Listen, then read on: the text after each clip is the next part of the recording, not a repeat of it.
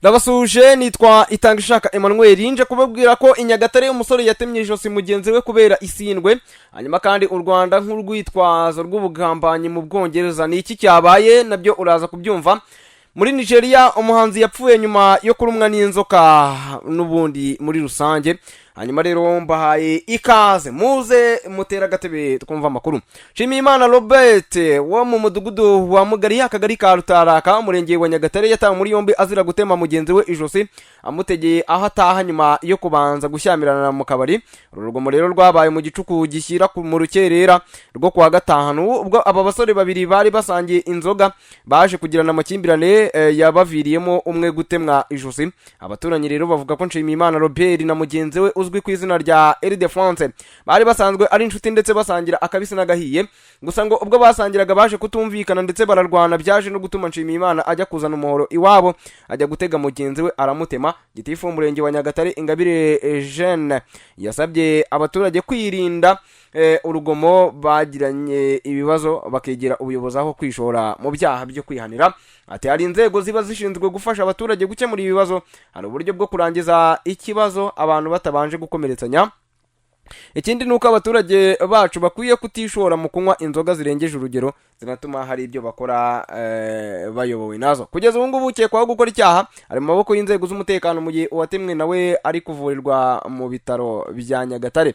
Abasore bombi rero bari basanzwe bakorana imirimo itandukanye bari mu kigero cy'imyaka 20. Hanyuma twihuta cyane Urwanda nk'urwitwazo rw'ubugambanyi mu Bwongereza. Umuyobozi wa mwishyaka ry'abakonservateri ushinzwe gukurikirana ibijyanye n'umutekano w'imbere mu gihugu Chris Philippe yavuze ko icyemezo cya Minisitiri w'Intebe Keir Starmer cyo guhagarika kohereza abimukira mu Rwanda ntaho gitaniye n'ubugambanyi karundura kandi bukabije. Chris Philippe yongeye kumvikana anenga imikorere ya Keir Starmer mu kiganiro yagiranye n'ikinyamakuru GB News kijya hanze ku wa mbere Gashyantare 2026. Yavuze ko umwanzuro wa Starmer wo guhagarika amasezerano u Rwanda rwari rufitanye n'Ubwongereza mu bijyanye n'abimukira wafashwe mu gihe haburaga amasaha make ngo indege ya mbere yari kugeza abimukira i Kigali ihaguruke. Yakomeje avuga ko iyo aya masezerano ashyirwa mu bikorwa yari gufasha Ubwongereza kurwanya abanyabyaha binjira muri iki gihugu mu buryo bunyuranyije n'amategeko. Chris Philippe cyagarutse ku kibazo cya Deng Majek umunyasudani y'Epfo wateye icyuma umugore w'umwongereza witwa Rhiannon White ndetse akaza gupfa nyuma y'iminsi 3 aguye mu bitaro. Ibi byabaye rero mu kwakira 2024. Deng Majek ni umwe mu bimukira binjiye mu Bwongereza mu buryo bunyuranyije n'amategeko. Chris Philippe yavuze ko Deng Majek yari akwiriye kuba mu bantu ba mbere bagombaga koherezwa mu Rwanda ndetse ashimangira ko iyo biba abatarakoze ibi byaha. Aravuga ati iyo gahunda y'u Rwanda iyiza kugenda neza nk'uko byari biteganyijwe ndetse indege ya mbere igahagaruka kwa 24 Nyakanga uyu mugabo wo muri Sudani y'Epfo wateye icyuma Rhiannon inshuro 23 yari kuba ari mu ndege ya mbere cyangwa se izambere zagombaga kwerekeza mu Rwanda.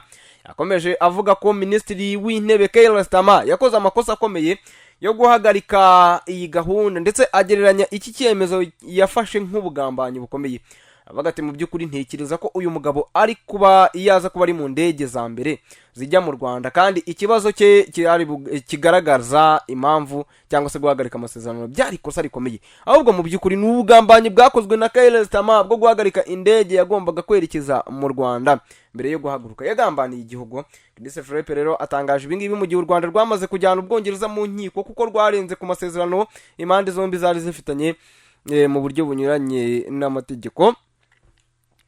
Ni ikirego cyatanzwe mu rukiko mpuzamahanga rw'ubuhuza rwo mu Buholandi. U Rwanda rwasabye uru rukiko gutegeka Ubwongereza kwishyura arenga miliyoni 50 z'amapawundi kubera ayo masezerano y'abimukira yahagaritswe.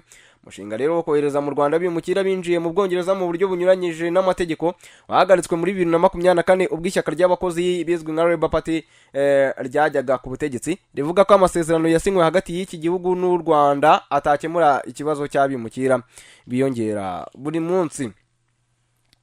Kugeza uyu munsi rero Minisitiri w'Intebe w'Ubwongereza Keir Starmer nengwa kuba yaratesheje agaciro iyi gahunda nta bundi buryo afite bwo gukumira abimukira.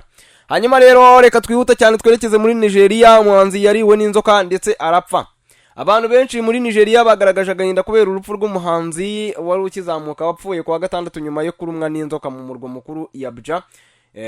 Ifunanya Nwangene w'imyaka 26 yamenyekanye ubwo yerekanaga impano ye mu irushanwa rya The Voice Nigeria 2021 ryabaye muri 2021. Yarazwiho kubasha kuririmba injyana ya jazz, soul, opera ndetse n'umuziki wa kera.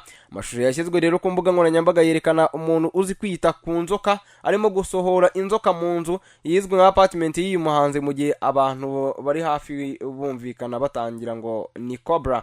Inshuti ye ya hafi Samu Ezingu uri mu bakuriye inzu ya muzika Ifunanya yakoreragamo yabwiye BBC ko uyu muhanzi yari icyamamare kirimo kuzamuka. Samu yavuze ko yari hategura rero konseri ye ya mbere ya Ifranya wenyine muri uyu mwaka, kandi ko uyu mukobwa yari yaranize gushushanya inyubako. Hilary Obina, indi nshuti ye baririmbanaga, yabwiye BBC ko Ifunanya yarasinziriye akangurwa no kurumwa n'inzoka. Obina avuga ko nyuma basanze inzoka ebyiri mu nzu ye. Ifunanya yabanje kuvurirwa ku bitaro bito biri hafi aho ngaho, ariko yasanze nta muti urwanya ubumara antivenom bari bafite, maze ajya ku bitaro bikuru. Samu Ezungu avuga ko ngo yihutiye kujya kwa muganga Ifunanya yajyanywemo, ko ibitaro byari bifite umuti umwe urwanya ubumara ariko badafite uwundi nawo wari ukenewe. Yaravuze ati mu gihe rero bariho bagerageza kumufasha ntiyabashaga kuvuga, ariko yashoboraga kunyeganyega akananyeganyeza amaboko, guhumeka byariho bigenda bimunanira. Samu Ezungu avuga ko ngo yasohotse akajya gushaka uwo muti wundi, ariko yagaruka agasanga byarangiye yapfuye. BBC yabajije ibyo bitaro kugira icyo bibivugaho. Samu avuga ko itsinda ryose ririmbana na Ifranya ryagiye kwa muganga uwo mugoroba bizeye ko hari igitangaza gishobora kuba. Obina avuga ko Ifranya yari umukobwa w'igitangaza wicisha bugufi, uzi ubwenge cyane kandi ufite impano ikomeye. Abantu bose rero baguye mu kantu, ntawo wabashije gusinzira nijoro.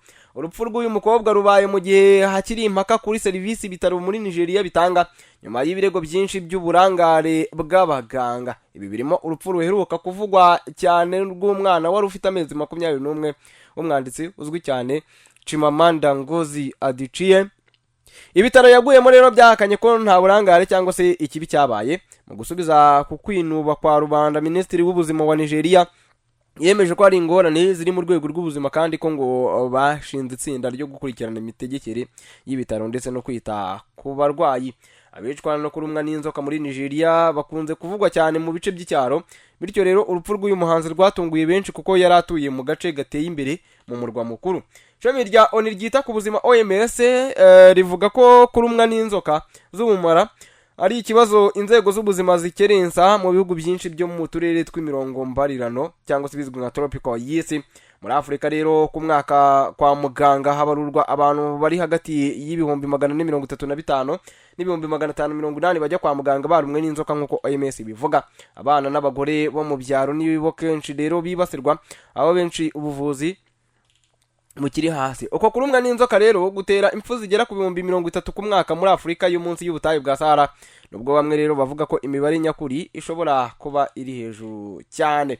Inzobere zivuga ko ubukene bw'imiti irwanya ubumara ari impamvu ikomeye iki kibazo igatuma gikomera. Ibi bituma rero abarumwa n'inzoka benshi bajya kwivuza ku bavuzi gakondo, bityo rero abarumwe n'inzoka benshi nabo zishe n'ubundi ntibabarurwe muri rusange.